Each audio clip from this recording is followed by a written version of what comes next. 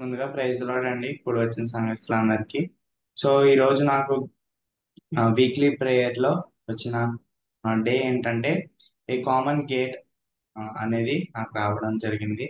So ఇది ఎక్కడ ఉందంటే మేజర్లీ ఆమోస్ గ్రంథము 5:14-15లో ఉంది.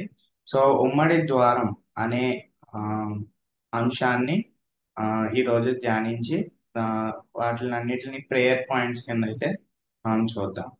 సో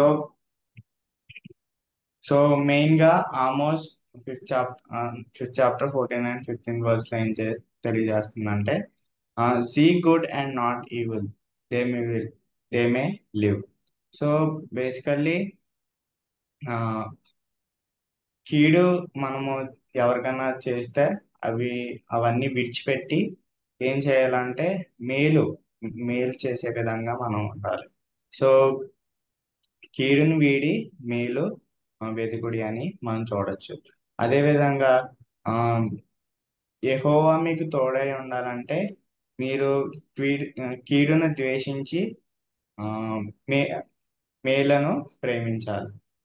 సో ఏంటంటే మనము ఎవరికి కీడు చేయకుండా మేలు అనేది మనం చేయాలి. అదే విధంగా hate evil, love good, establish in the gate.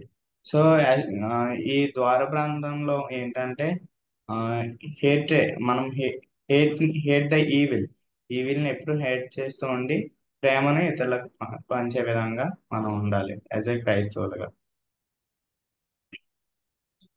So, in ancient times, the gate of a town or city was just a common thoroughfare in the ins and outs daily. So మామూలుగా gate అంటే మనం ఏమర్థం చేసుకోగలం? Basically gate అంటే ఆమ్, ఎవరన్నా ప్రజలు రావడానికి వెళ్ళడానికి అనేది మనం చూడగలం. కానీ ఈ ద్వారబంధం ఎందుకంటే కేవలము ఏన్షియంట్ టైమ్స్ లో ద్వారబంధం నుంచి వెళ్ళడము రావడము కాదు, కానీ a commercial area for meeting others to discuss its ups and downs. మరి అక్కడ ఉన్న బిజినెసెస్ కానీ లేకపోతే ప్రజల గురించి ఆ, మాట్లాడుకోవడం కానీ జరుగుతుంది అన్నమాట. సో ద్వారబంధము కేవలము ఆ, బయటికి వెళ్ళడానికి రావడానికే కాదు, ప్రేమను పంచుకోవడానికి కానీ లేకపోతే ఇతరుల పట్ల ఆలోచించుకోవడానికి కానీ అక్కడ ఆ, ప్రాంతం అనేది ఉండడం జరిగింది. సో ఆ, అదే విధంగా ఆమోస్ గ్రంథము మళ్ళీ ఒకసారి చూస్తే 5:14 and 15 లో hate evil and love good and establish justice in the gate. So as we discussed previously, so మనము కేవలము ఈ గేట్ అనేది ముందుకి వెనక్కి వెళ్ళడానికి కాదు, ఇది ఒక ప్లేస్ టు మేక్ జస్టిస్ అనేది మనం చూడొచ్చు. ఆ, అదే విధంగా ఇంకో పాయింట్ ఇక్కడ ఇంపార్టెంట్ ఏంటంటే నిర్ణయాలు తీసుకునే విషయంలో మాత్రం ఆ, ఎవరైతే మనం పాస్టర్గా లేకపోతే ఎవరైతే మనం లీడర్గా పెట్టుకున్నామో వాళ్ళందరి పట్ల మనం ప్రార్థన చేయాలని ఇక్కడ చెప్తున్నారు. సో నిర్ణయాలు తీసుకోవడానికి ఇతరులను ఆ, కలవడానికి ఒక మతపరమైన ప్రాంతం అనేది మనం చూడవచ్చు. అదేవిధంగా ఆ, సో చర్చిలకు మనం ఆమోస్ గ్రంథం 5:14-15లోనే చూస్తే చర్చిలకు దేవుడు నియమించిన నాయకులు ఏ సమావేశంలోనైనా న్యాయాన్ని స్పందించే విధంగా ఆ, ముఖ్యమైన పాత్ర పోషిస్తారు. సో ఏదన్నా మన పాస్టర్లు కానీ లేకపోతే డీగన్స్ కానీ ఓవర్సీస్ కానీ వాళ్ళు ఏ పాత్ర పోషించినా కూడా ఇతరులకు జస్టిస్ జరిగే విధంగా మనము వాళ్ళ పట్ల ప్రార్థన చేయాలని మనం చూస్తున్నాం. ఆ, కొంతమంది అన్ఈక్వల్ గా లేకపోతే ఇన్ఈక్వాలిటీ అనేది మనం చూస్తాం, లేకపోతే సోషల్ జస్టిస్ అనేది వాళ్ళకు ఉండదు. సో వాళ్ళ పట్ల మనం ఏంటంటే ప్రేమ చూపించి ఆ వాళ్ళ పట్ల మనం అనేది ప్రార్థన చేస్తూ ఉండాలి. సో అదే విధంగా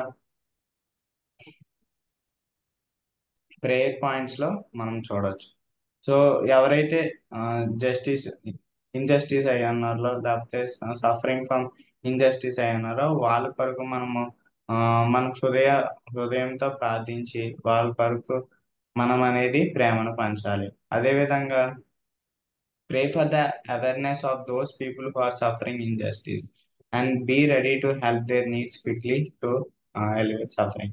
మరి ఎటువంటి సఫరింగ్ లేకుండా వాళ్ళు ప్రేమతో ఎటువంటి ఇంజస్టిస్ లేకుండా లీడర్స్ అనేది ఆ, వాళ్ళకి జస్టిస్ అనేది అనుగ్రహించాలి. అదేవిధంగా నమ్మకంతో honesty and integrity of leaders to administration justice. మరి ఎవరైతే లీడర్స్ ఉన్నారో వాళ్ళు కూడా ఆ, ఎటువంటి పక్షపాతం చూపించకుండా న్యాయంగా అయితే వాళ్ళు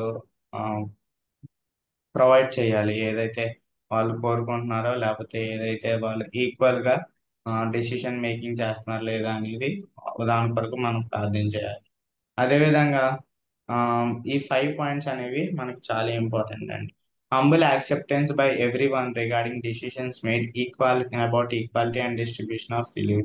మరి ఏ డిసిషన్ తీసుకున్నా కూడా లీడర్స్ అవన్నీ హంబుల్ గా యాక్సెప్ట్ చేయాలి. ప్రతి ఒక్క సంఘస్థుడు కానీ సంఘస్థురాలు కానీ ఆ ఆ డిసిషన్ యాక్సెప్ట్ చేసి ఆ, మనం అందరము హంబుల్ గా ఈక్వల్ గా ట్రీట్ చేయాలి. సో ఆ పాయింట్సే ఇక్కడ మనకి మళ్ళీ చూస్తున్నాం అన్నమాట. సో కరి కనికరం చూపించి వాళ్ళ పట్ల ఆ, మనం అందరము ప్రార్థించాలండి. ప్రార్థన ద్వారానే మనకి ఆ రక్షణ కానీ లేకపోతే ప్రార్థన ద్వారానే సొల్యూషన్స్ అనేవి మనకు దొరుకుతాయి. సో ఇవి మన 5 పాయింట్స్ అనేవి చాలా ఇంపార్టెంట్.